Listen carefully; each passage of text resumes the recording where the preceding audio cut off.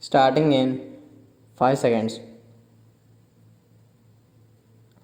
Mr. Speaker, sir, having addressed legacy issues, public sector banks are now proposed to be further provided 70,000 crore capital to boost credit for a strong impetus to the economy.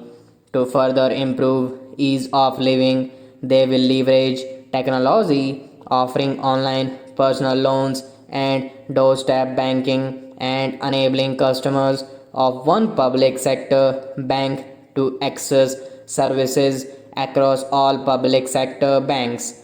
In addition, government will initiate steps to empower account holders to remedy the current situation in which they do not have control over deposit of cash by others in their accounts.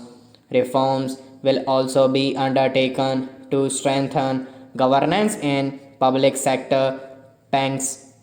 Non-banking financial companies are playing an extremely important role in sustaining consumption demand as well as capital formation in small and medium industrial segment.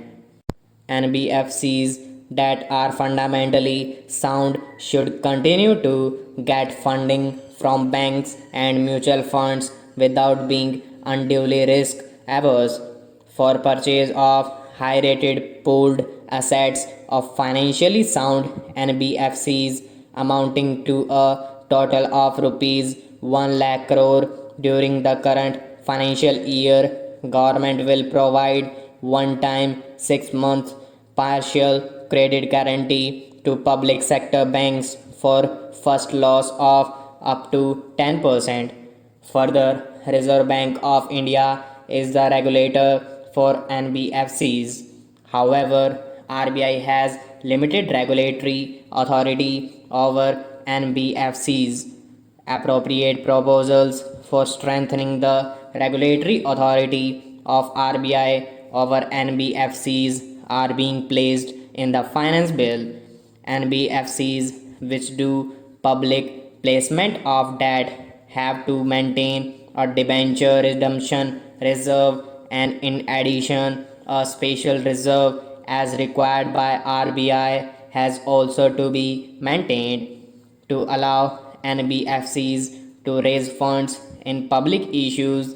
The requirement of creating a DRR, which is currently applicable for only public issues as private placements are exempt, will be done away with to bring more participants, especially NBFCs not registered as NBFCs factor on the regulatory platform.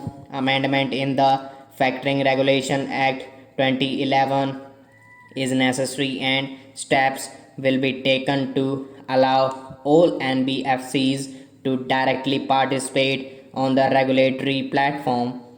Efficient and conducive regulation of the housing sector is extremely important in our context. The National Housing Bank is also regulator of the housing finance sector.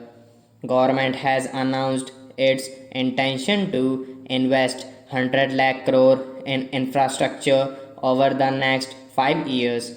To this end, it is proposed to set up an expert committee to study the current situation relating to long-term finance and our past experience with development finance institutions and recommend the structure and required flow of funds through development finance institutions.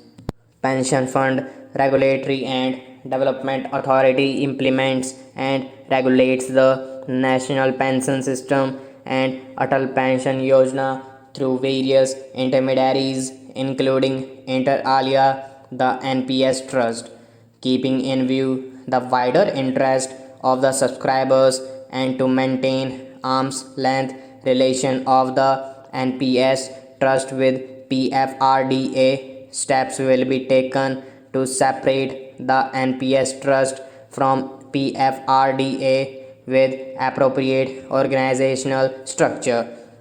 to facilitate onshoring of international insurance transactions and to enable opening of branches by foreign reinsurers in the International Financial Services Center. It is proposed to reduce net owned fund requirement from 5000 crore to 1000 crore. Government has been following the policy of disinvestment in non-financial public sector undertakings, maintaining government stakes not to go below 51%. Government is considering in case where the undertaking is still to be retained in government control to go below 51% to an appropriate level on case to case basis.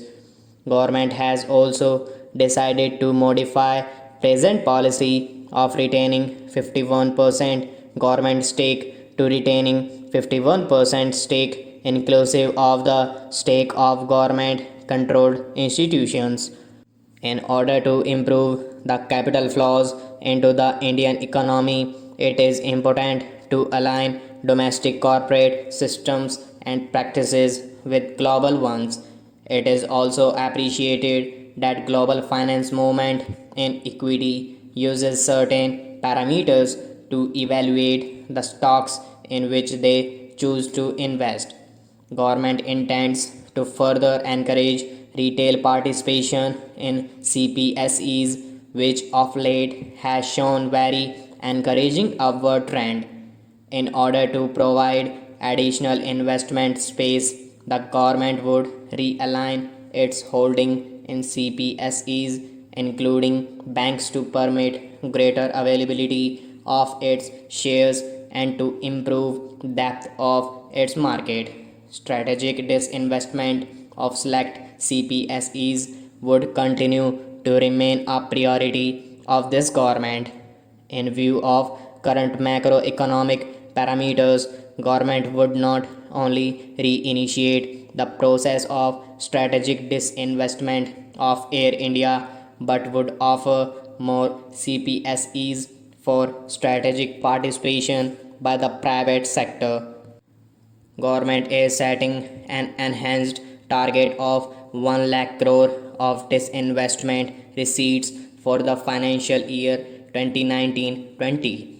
The government will undertake strategic sale of PSUs.